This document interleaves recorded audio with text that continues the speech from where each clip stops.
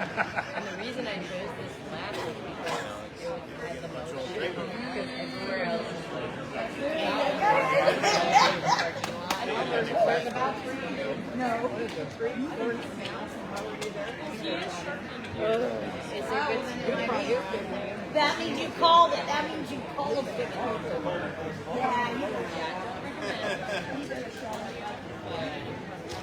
Yeah.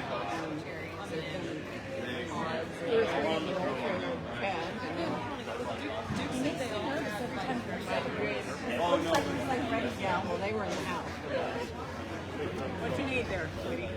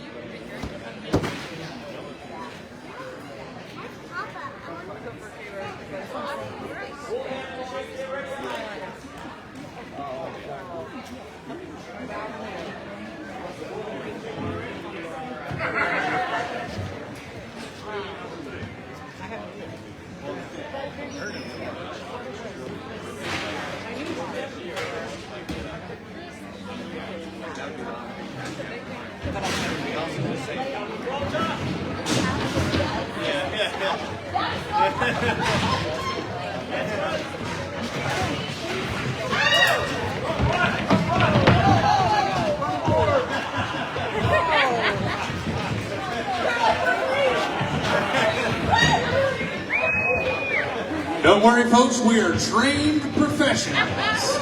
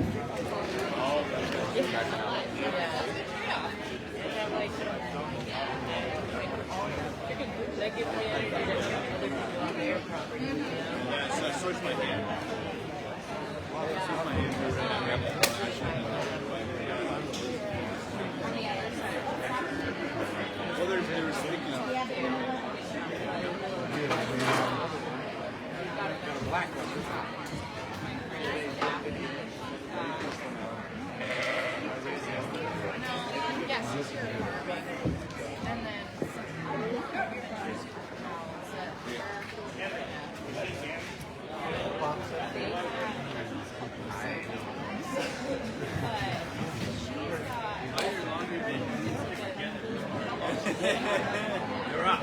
On your own, first up. 7 competitors. Done all the run around.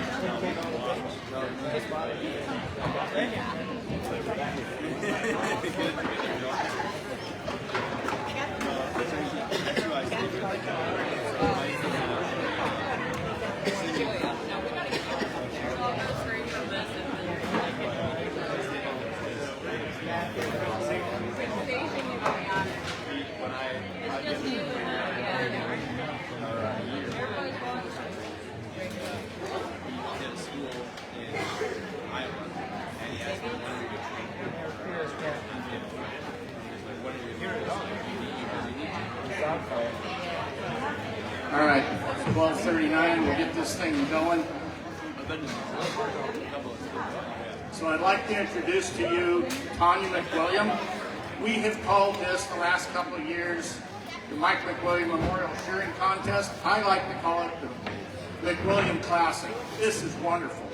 So Tanya, could you come up and talk?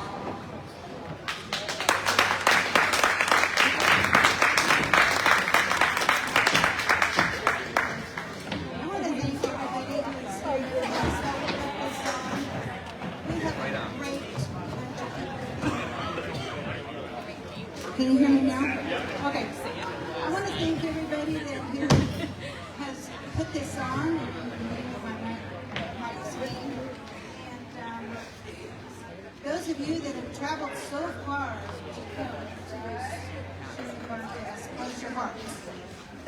And a little bit about Mike.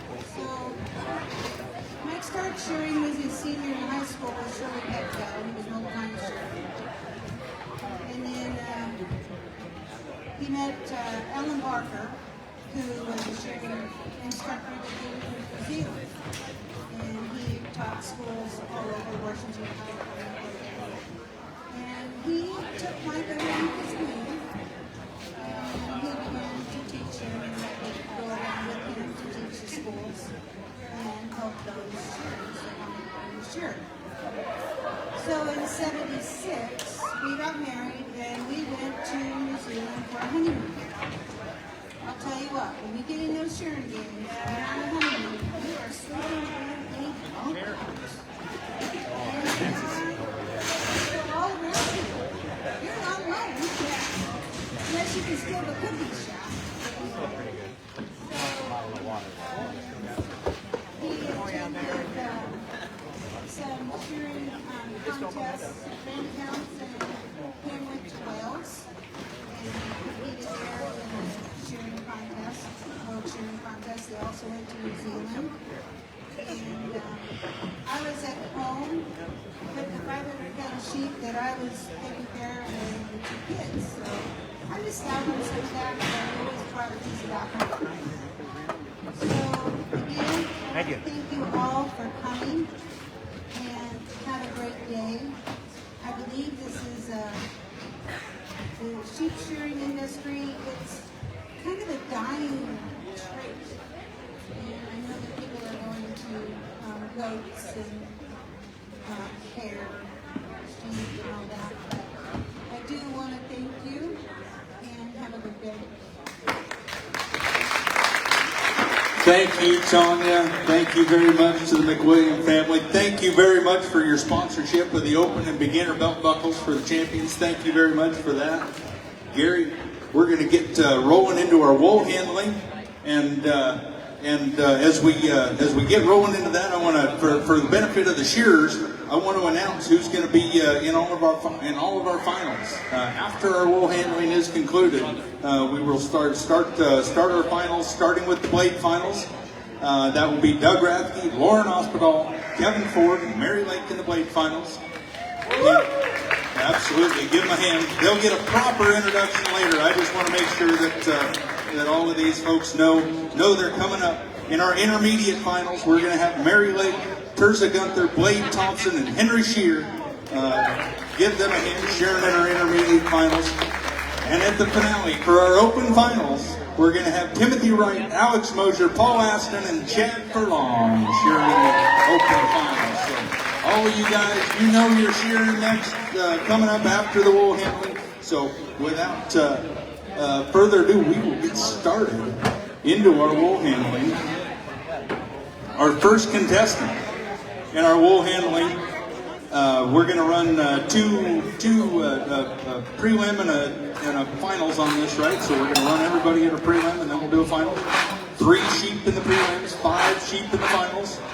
Our first heat, we'll have Catherine Mosher up here handling by herself, and then we'll have 3 more heats of doubles after that. So Catherine Mosher, Larchwood, Iowa, coming at you in your wool handling, heat number 1. And we're going to have a shearing some sheep for her. She's going to demonstrate the international skill of wool handling to you.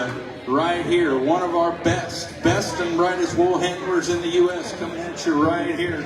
We'll see how she does on some good Oregon Douglas County sheep. All right, are we ready in the back? Do we call a time on wool handling? Oh, we're all right. I'll wait and get the thumbs up from our head referee Michael Pora, and he'll tell me when he's ready.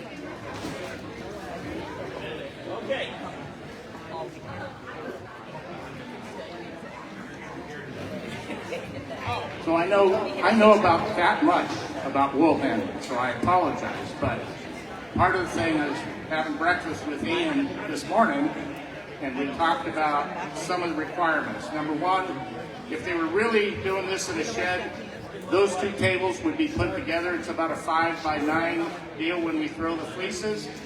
You have to pull the brand wool out, different colored wool. You're going to take frizz off the outside. You're going to clean up the kempi wool, the head stuff, the stuff that's got hair. That's going to go on a separate pile. The belly wool, any of that stuff has to go on a separate pile, and you got to clean up underneath the tables. Okay? It's something to watch in the real world. Okay, so we're going to get the shears out. We've got a couple of shears, and Catherine's going to handle wool. All right. On your mark, get set, go. Now the wool handler has to wait, obviously, until the wool comes off the sheep. But with that paddle, she is going to be separating a lot of the frizz that he takes off, the belly wool.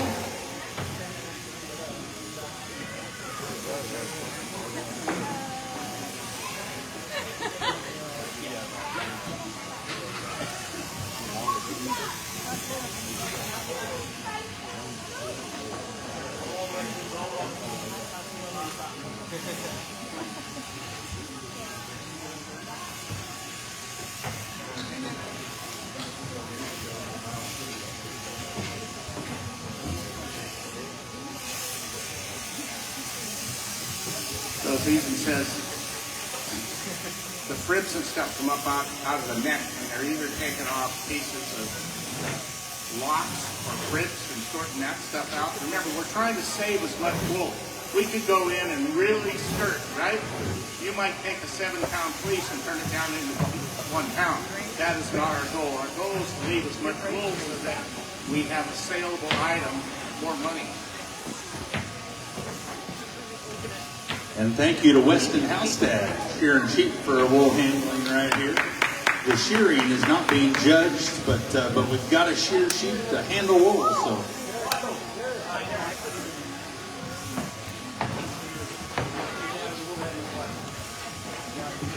So as you watch Catherine wield that paddle and take all that small stuff out of the main fleece, remember, we're trying to maximize the amount of production we get out of that ewe with that wool. So she's going to sort some of that.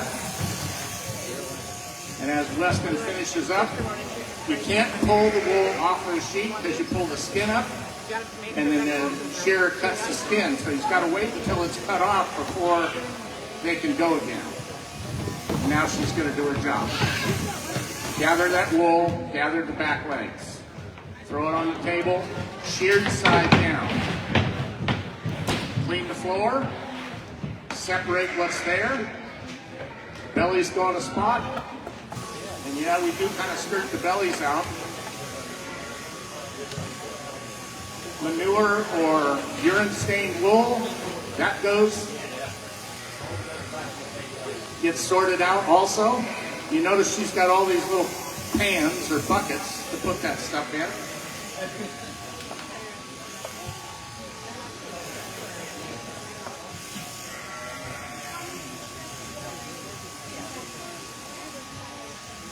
And I've only seen it where when they're shearing lambs, the wool handler on the board is separating all the wool, the small and the longer fibers out. They do it all with that paddle. So as you watch her now, you see all that wool that's falling out on the bottom there. That's why it goes up on a slotted table. Those are all second cuts.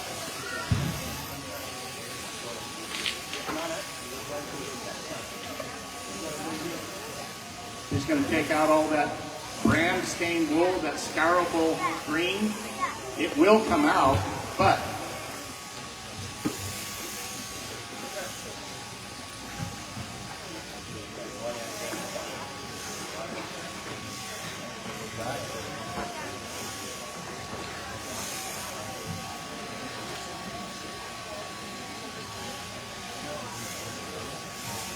notice that Catherine keeps looking back at the shearer because She's got to get over and pick up a fleece. Nice job.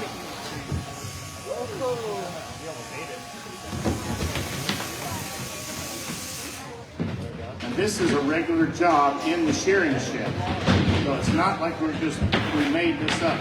This is actually how it's worked in the shearing shed.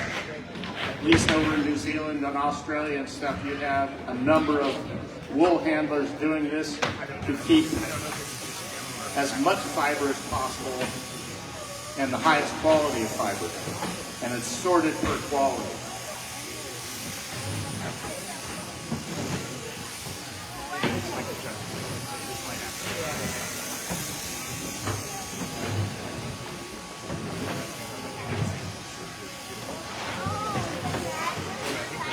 This is not a timed event.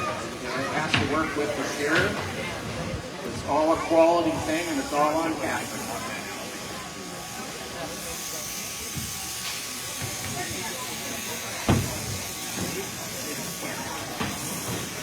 He's right there to take some of that cheeks out, that kempy wool stuff that's got a little more hair in it so it doesn't get into the main clip.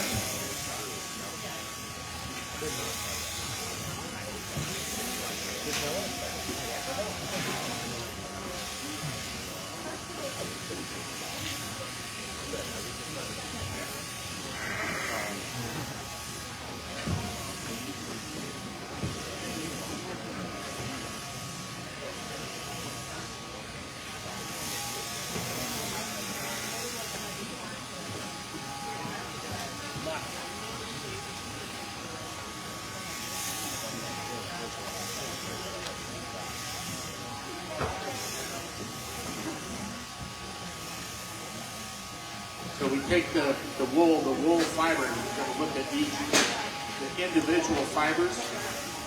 I'm talking with Duke here. I haven't got up there and looked. They're probably somewhere around, Michael, 28 micron maybe? Somewhere around 28 micron in diameter. Knowing that silk is what, 16, 18 micron?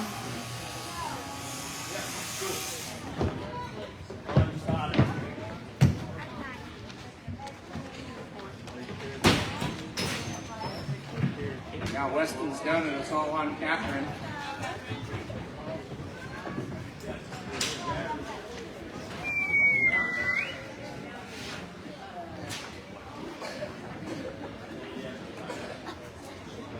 Just going around cleaning up all that stained wool that's on the edge of that.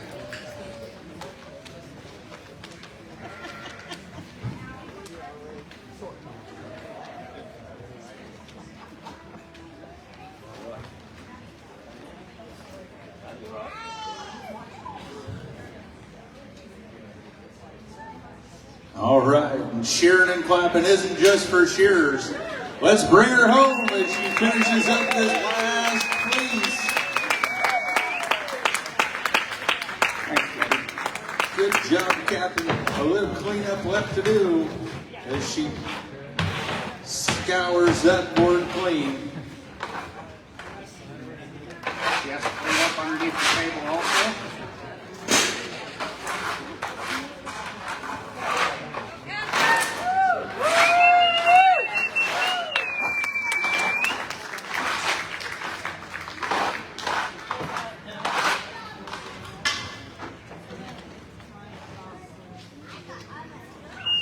Yes, she's sorting that too. She's taking the longer stuff and putting that in separate piles.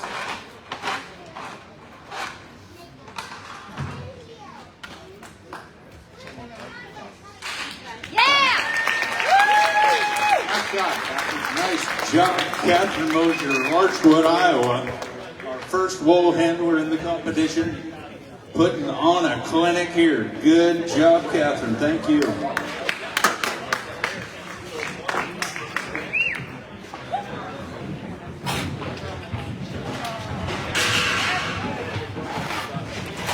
And of course, Catherine is married to Alex Mosier, one of the shearers here in the open.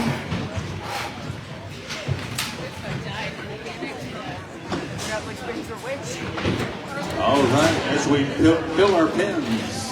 for the second round in heat number 2 of wool handling. Our wool handlers will come to the boards.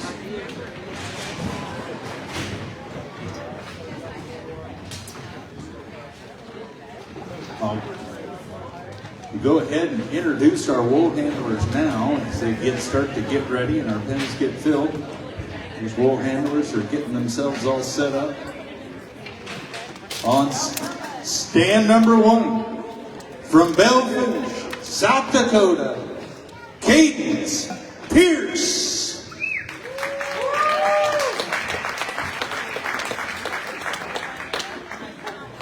And on stand number 2, coming at you from Palmerston, North New Zealand, by way of Hermosa, South Dakota, Helen Aston.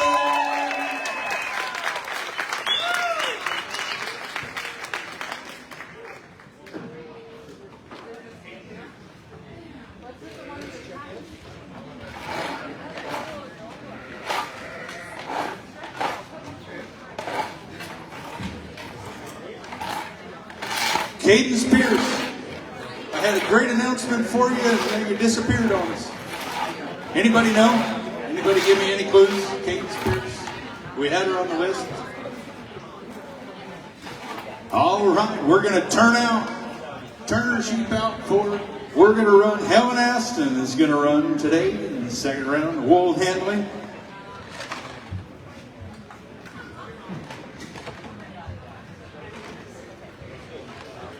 And I believe we are ready when the judges are ready, when Helen's ready, when our shearer's ready. We'll get the thumbs up from our head referee, Michael Porter.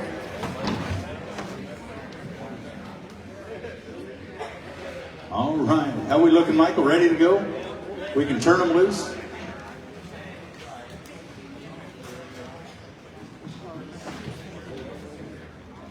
Helen giving her shearers some last minute instructions.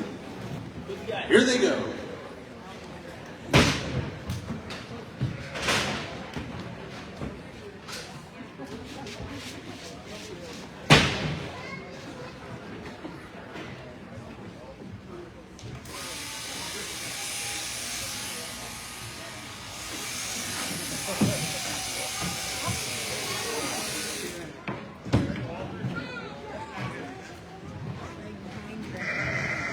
Oh yeah, even when we're shearing slow, sometimes the sheep don't cooperate.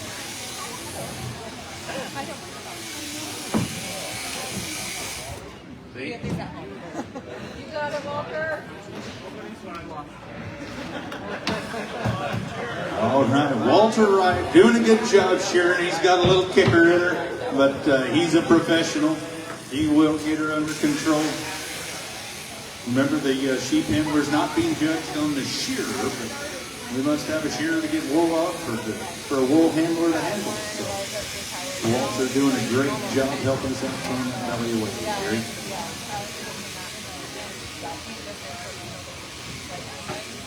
And we throw the bellies out of the main fleece because the bellies are full of vegetable matter that's still used in the woolen industry, but we have to clean that. Sometimes they use a process of carbonizing where they run it through an acid bath and it gets rid of the vegetable matter during the scouring process. Not much of the wool is thrown away. It does go to the industry. Short wool used in felting. Longer wool, of course, is used in the making of garments. And a little about that I know about wool. When I first started this, watching the shearers shear in March in California, and all of them were wearing a wool shirt or a wool singlet. And I thought that was extremely strange. Why are you wearing wool and you're sweating? Well, that's exactly why they wore it, because wool is one of the only fibers that, when wet, it still retains heat. Now imagine getting done and you're soaking wet because you've been sweating for the last few hours, and you take a break. All that, if you're in, the old adage, cotton kills, well, it saps or pulls heat out of your body. So wool will keep you warm. You've got to stay warm to be able to do this trade.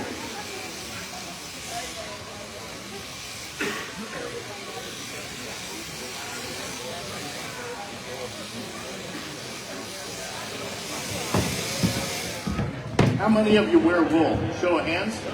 Quite a few. It's a wonderful, wonderful product. Especially, I'm going to put a plug in for Pendleton Woolen Mills. I was up there a number of years ago, bought a big wool blanket for the bed for winter, thinking I needed it. Well, I got rid of one quilt. Now I just use the big woolen blanket. Wool will actually regulate your body temp in bed. The moisture from you as you off gas at night goes up into the wool. The wool captures that and regulates your body temp so you don't get too hot or too cold.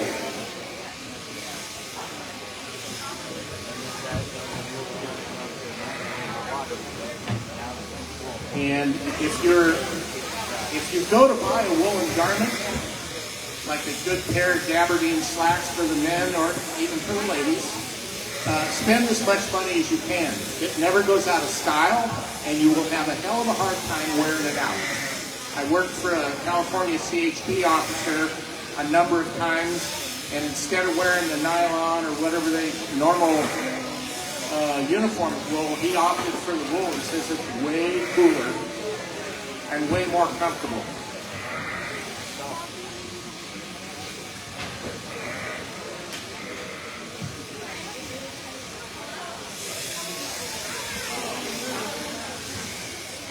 If you've ever tried to burn a pile of wool or get rid of it at the house, they don't go anywhere. If you've got wool at the house and you can't get rid of it, take it and put it in your flower garden underneath the dirt. It will decompose underneath there. It will retain moisture, and there is a kind of a fertilizer component to it.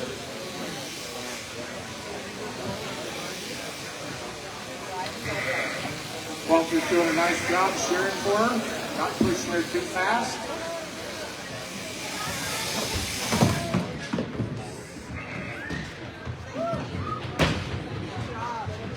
Now she's going to go clean up that board, separate the wool as she goes.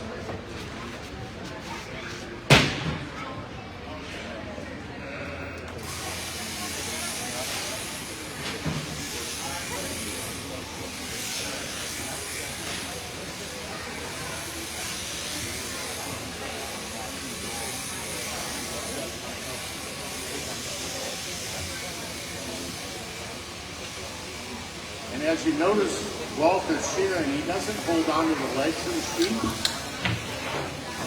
Sheep do not like their legs touched, so we're going to handle them totally with our legs.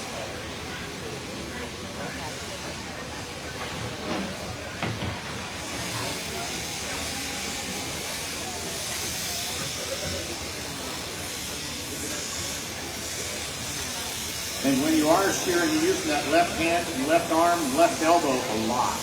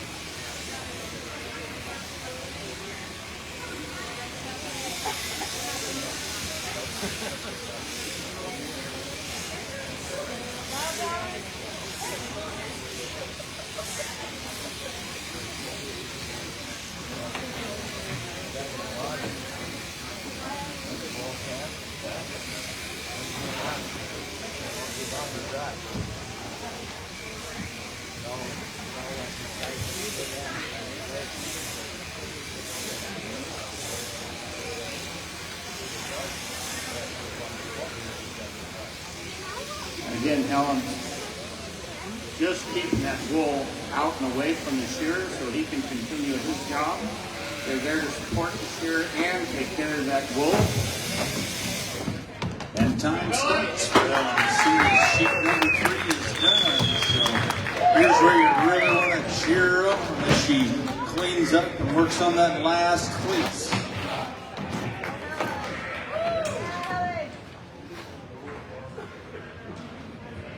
Taking that paint out, paint brands on top of the sheet the shepherds use for ID. We're going to take that out of the quick. Helen goes around lightning fast hands as she starts that fleece around the outside.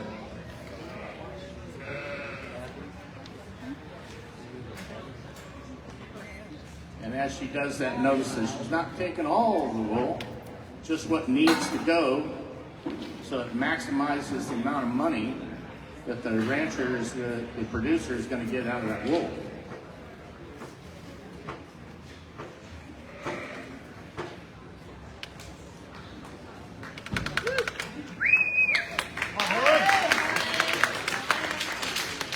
And let's go ahead and bring her home. As she gets her area cleaned up, gets her table cleaned, her board cleaned. So talking with Mike, there's a time component of this. You get 1 point for every 5 seconds up to 60 seconds after the shearer's done with this third sheet. And then after 60 seconds, there's 1 point per second. So they want to get that thing cleaned up in that 1 minute time period. And time for Helen Aston. Let's give her a hand. Thank you very much.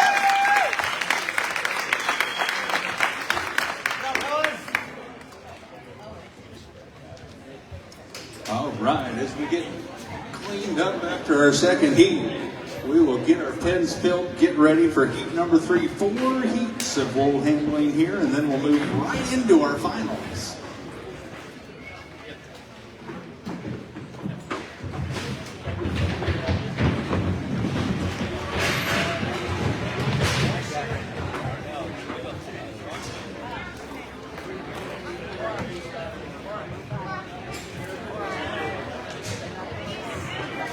Go ahead and bring the counters up to the book table, please. As we'll get 6 sheet loaded up into our pens. We've got 2 competitors in heat number 3. Thank you, Marcus. We appreciate your help. He's not just good looking, he's pretty useful too.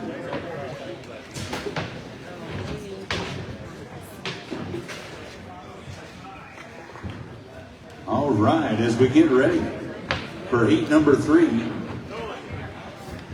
I believe we've got 2 competitors coming at you. On stand number 1, coming at you is Brooke Williams.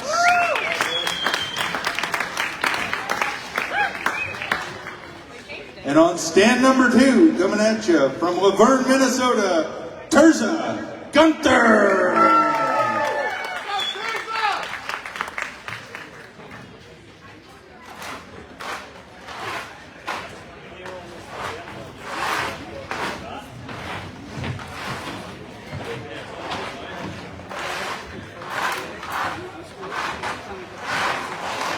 All right, they're going to get their areas all cleaned up before they start so that they're happy with how that looks, and they don't have any other previous material that's going to interfere with their own score.